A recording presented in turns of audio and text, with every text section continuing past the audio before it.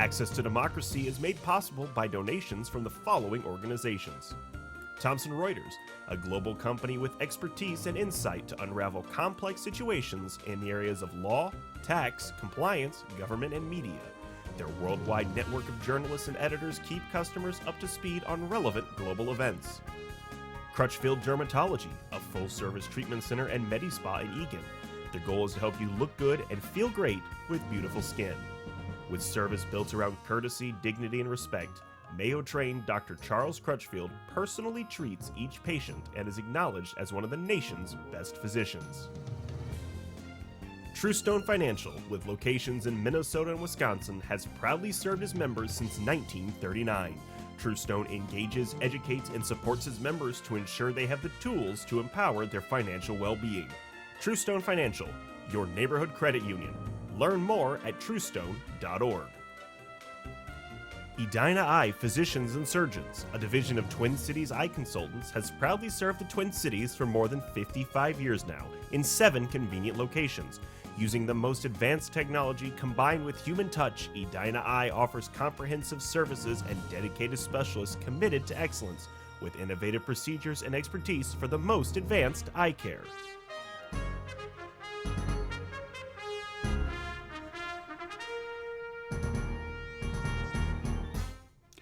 Hello and welcome to another edition of Access to Democracy. I'm your host, Steve Francisco.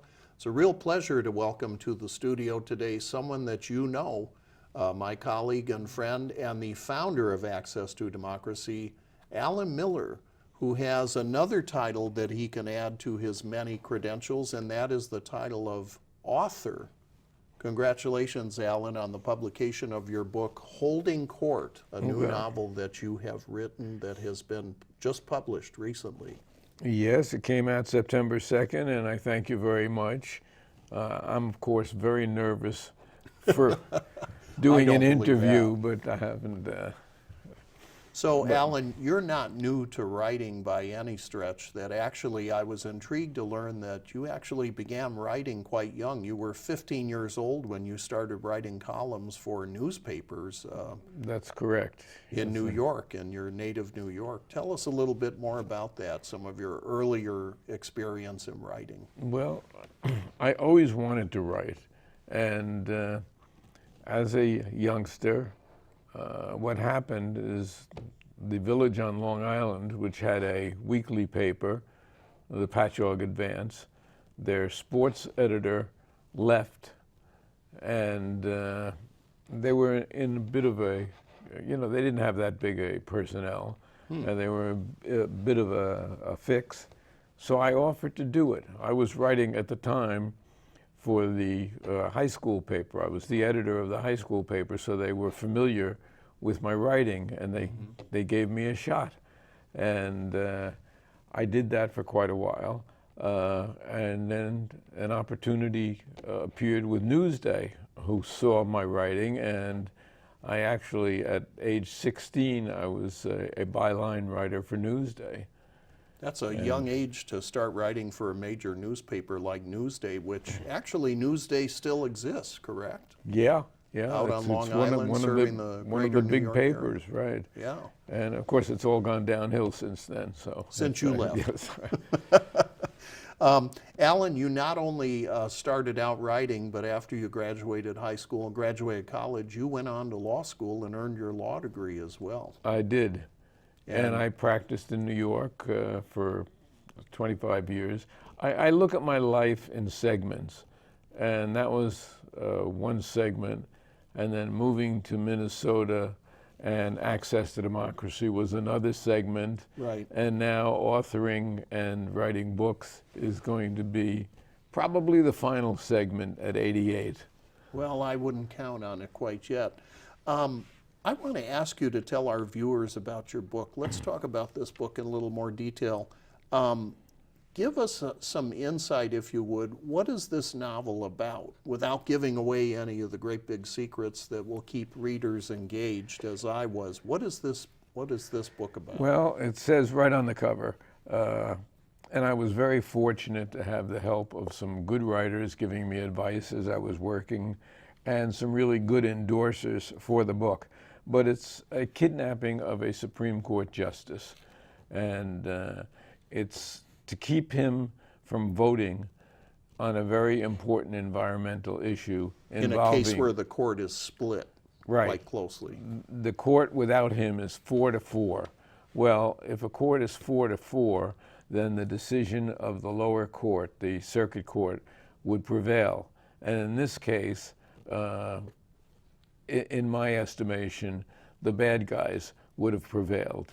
The corporate interests, as opposed to the governmental interests, who were really concerned with the diminution of water. And I was kind of prescient there because I picked the topic 3 years ago before it became the crisis that it is today. Mm-hmm.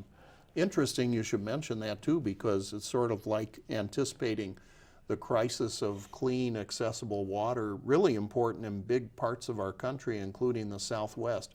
Maybe not so much in Minnesota, where we're very rich in our water resources, but this case hinges on water rights and whether or not corporations are going to control those water rights. Well, actually, Minnesota is mentioned in here regarding water because there was a Texas corporation that tried to buy 500 million gallons from our aquifer here in Dakota County. I was well along with the book, but I incorporated that in here because it certainly was something that was a factor. So let's talk about what inspired you to write this particular book. And also, I think viewers would be interested in the fact, when did you start this process? This is not something that you just did in the past year or two. Well, about 10, 11, maybe even 12 years ago, I wrote my second nonfiction book. My Name Was Toby, about a wonderful dog who passed on. And about that time, I got the idea of writing a novel about the Supreme Court, of which I had a fairly good knowledge, and not nearly as good as it is today. But at that point, I considered fracking as the challenge. Well, the book never got completed. I did some drafts, and then we moved on to really renewable, solar and wind power. And I didn't get that past another draft. And it germinated there for a while. And then I got the idea that the water crisis is going to be the next crisis to confront us.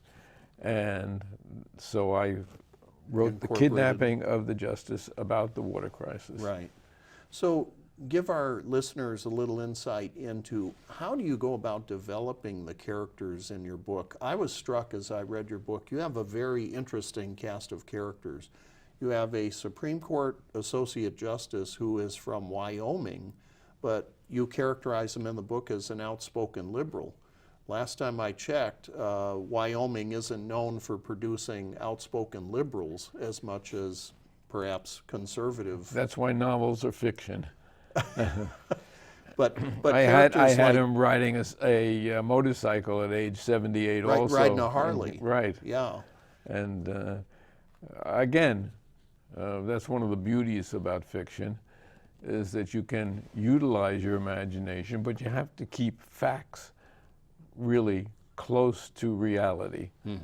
And that requires a lot of research. One of the things that struck me in your book too was you did an extensive amount of research about the locations, the locale in your novel.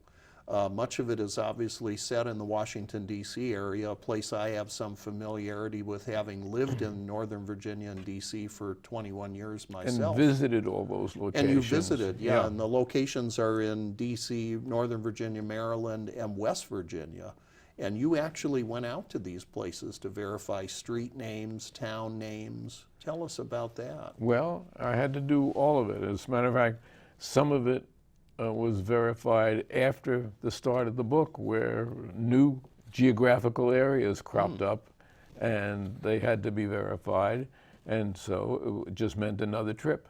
But putting that kind of detail into a book such as yours, it gives it an authenticity, I think, that it otherwise wouldn't have. Even though it's a work of fiction, the descriptions of the locations and it gives people some familiarity with it. All the restaurants are legitimate restaurants.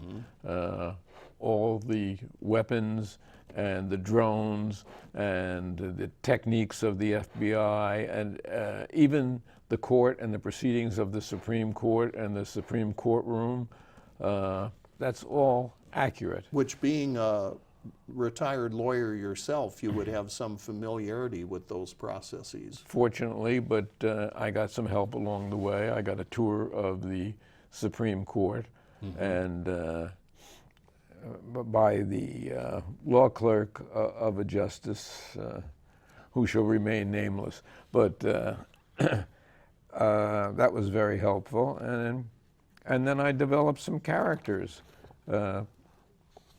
Characters with flaws. I didn't want perfect characters. And so really the lead protagonists are Mort Ahrens, who's a young reporter for the Washington Post, and his fiancée, and she is an assistant professor at American University Law School. And we took it from there. One of the things I found really interesting in reading your book, and it is a good read because, and I said this to you, and I also wrote it in a review I did of the book on Amazon, was that you take the reader into the room with the characters. You get a feel for who these people are as human beings. And like your description of the kidnapping of the Supreme Court justice, when I read it, I felt like I was in the room with him and what it must feel like to have your freedom taken away and be held hostage, basically by people, you know, by the kidnappers, and how scary that must have been. And this is not a young man either. It's an older Supreme Court 78. justice. Yeah. It's, I think that ability, that's sort of what distinguishes average writing from really good writing, is the ability to do that, Well, to there are flesh all out kinds of characters. great writers out there. Yeah. But I like writing where you can relate to the people, where it's as though I was having a conversation, and actually I did have a lot of these conversations with myself to see if they worked. And then, you know, in the book itself and the critiques of the book, because there are all kinds of writing. I don't do science fiction. I don't do these esoteric things. I don't do the murder cases where 40 people are murdered, because it's just not me and it's not my style. Right. So, Although you do have a few people who are victimized in this book too. unfortunately, that's the life that we live in. Right, right. I understand you had a couple of passages of the book that you'd like to share with the viewers today. Do you want to set those up and give us a brief reading? Well, the main characters I mentioned, of the two protagonists, Mort Ahrens is the young reporter, and when the judge is kidnapped, his fiancée calls him. Mort's an outstanding young man who got to the Washington Post, which he believes is not because of his talent, but because of good fortune. And he lacks self-confidence. He has a photographic memory. He won a couple $100,000 on Jeopardy, but he lacks self-confidence. And so when the judge is kidnapped, he's sitting at his desk in the Washington Post, and let's find that provision. He was not a Robert Redford look-alike, at least not the Robert Redford from All the President's Men. He was more of Mr. Average, 5'8", unkempt sandy hair, large tortoiseshell glasses, a rumpled blue shirt, sleeves rolled up, and so on. And he got a call from Danny as he sat at his desk one afternoon, and she said, JJ is missing, JJ being the justice. And she had been the justice's law secretary and had gotten very close to him. So JJ is missing. And he says, what do you mean missing? He didn't show up in court this morning. He'd never miss a day, especially now at the end of the term. And she got a call, and she then went through a litany of people that she spoke to find out if any of them had seen JJ. And then I say, as usual, Mort thought, I'm the last one she calls. But Mort knew where JJ was, because JJ was doing him a favor that day, and it was disconnected to the kidnapping, but he didn't know that at the time. So he was immediately felt guilty, and he started thinking of the things that he hadn't done. And she has no patience with him. Did you check the hospitals? Of course I checked the hospitals. Did you check the police stations? What do you think I was doing? Have you gone to the Supreme Court? I'm on my way there now. I mean, and so he said, what did I forget to do today? And so he agrees to meet her at the police headquarters. A good friend of theirs happened to be the head of the police in Gaithersburg, Maryland, the head of Montgomery County Police. Which is just north of Washington, D.C. Right. in the suburbs. And so he's driving there to meet her, and Mort's cell phone rang. He saw the call was coming from WAPO, the Washington Post. Ahrens, he said, Ahrens, Ginsburg here. Where are you right now? Mort almost crashed the car. Stephen Ginsburg is the managing editor of WAPO. They had never actually met except the day Ginsburg had given him an introductory pep talk to him and the rest of the staff the day he was named to his position. Mr. Ginsburg, he stammered. Yes, where are you? They tell me you have some sort of a personal relationship with Justice Richter, correct? Yes, through my fiancée. She used to be his law clerk. I was with him last evening, in fact. Last evening? Well, where the hell is he today? We got a tip that he's missing. Mort was now in a state of panic. The word was out. Suddenly he had to pee. He didn't say anything. Ahrens, are you still there? Ginsburg asked. Yes, sir. Well, drop whatever you're doing and find him. I want you on this story. Capiche? Yes, sir, I'm on that. And keep me informed. Report directly to me. Yes, sir. And by the way, it's Stephen. We're not in the goddamn army. And so Mort made a U-turn there. And ultimately, Mort inadvertently, as he had solved a kidnapping, which got him the job at the Washington Post, inadvertently, he solves the kidnapping of the judge. And that's just one of several remarkable twists and turns in this novel that you've written here.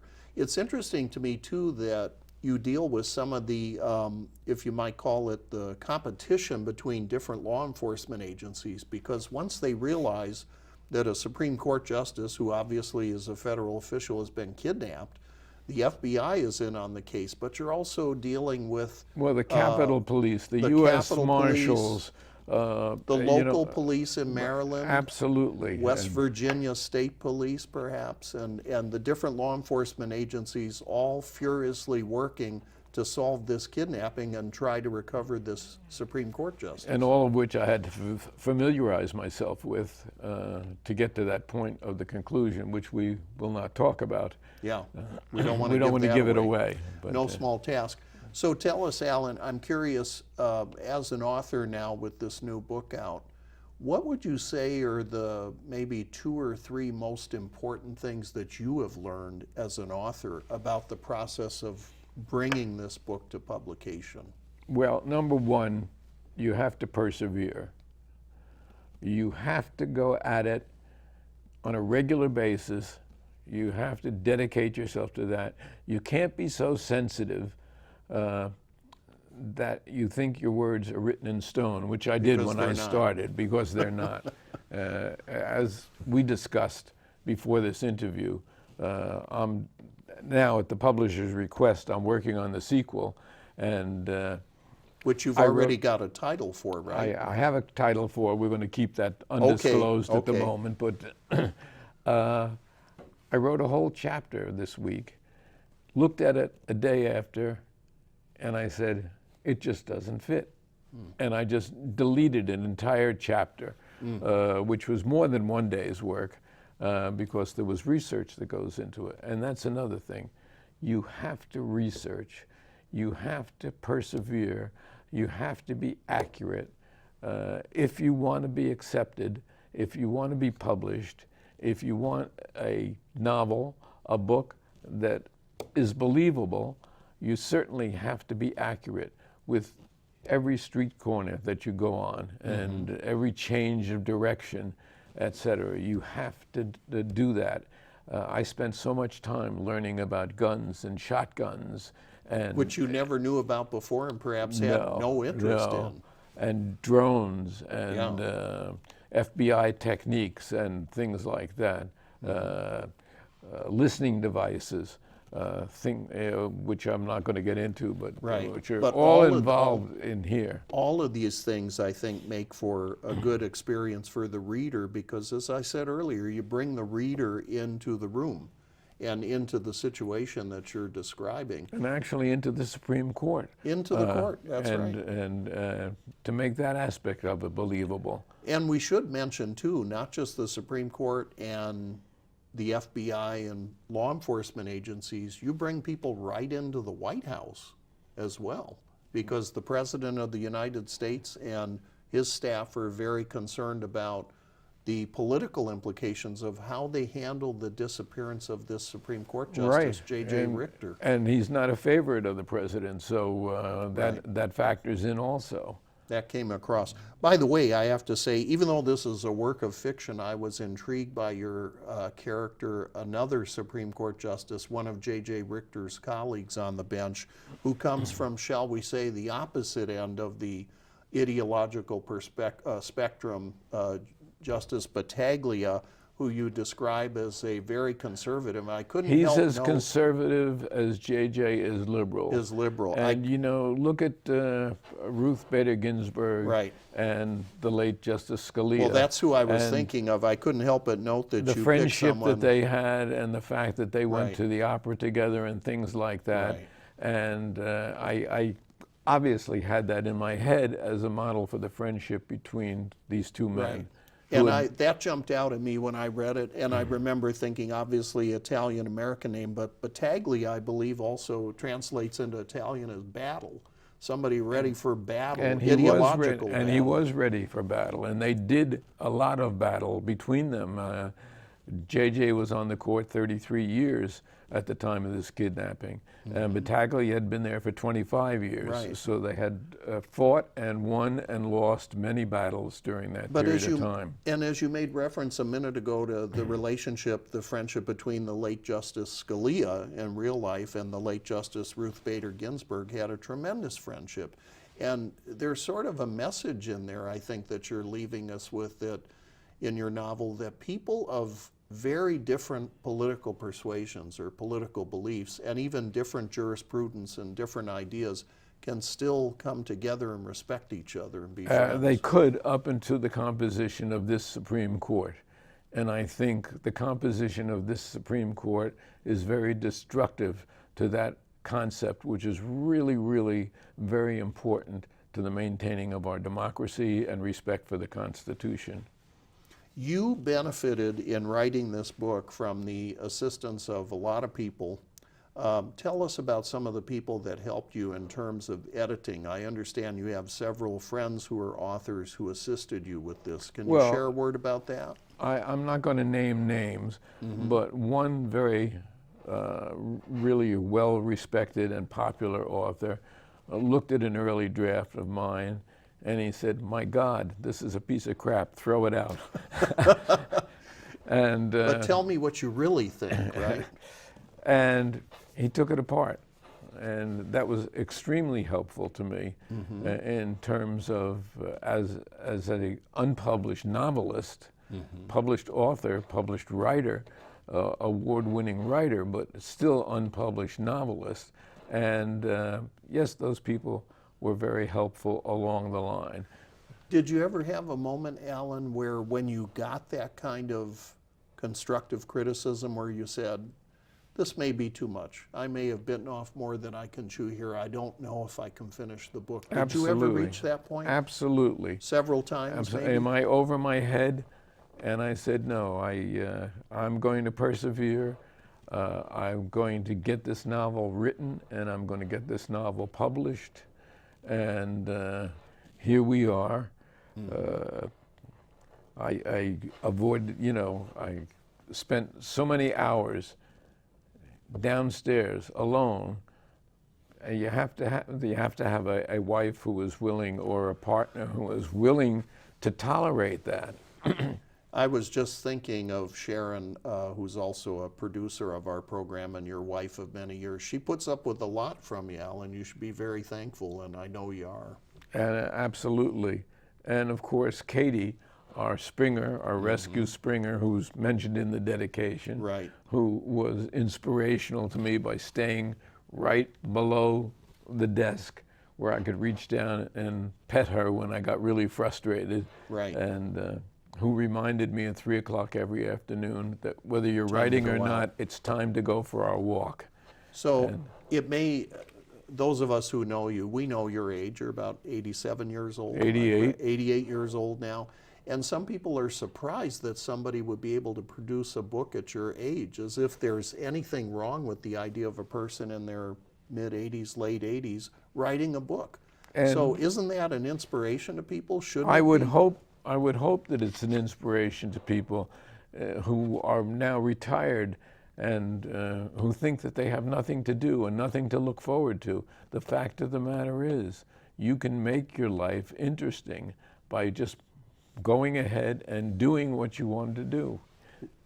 Life is like a race to be run. You run it all the way to the end and take advantage of every opportunity that you have. I mean, I'm very fortunate that I am at 88. I have lost a lot of friends along the way, certainly much younger and much too young, but I've been able to persevere through that, and even through some really health scares as well. Yes, I know about some of those, and I've had some myself.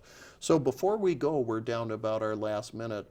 Tell our viewers, for those who are interested, how can they get a hold of your book, Holding Court? Well, you can go onto the Amazon website. It's prominent in Amazon. Just put Holding Court, and it'll come right up. I am going to do some speaking engagements. I'll be floating around Minnesota and elsewhere where you'll be able to purchase the book. But the best bet is to go to Amazon, read the book, enjoy it, and write me a good review. As I did, and it was a very good book. Congratulations again. I want to thank you, Alan, not only for founding and holding forth with Access to Democracy all these years, but congratulations on this new novel, Holding Court, which I believe people will find a great read. Thank you again. And to you, I say, hold the fort. I will indeed. Thank you.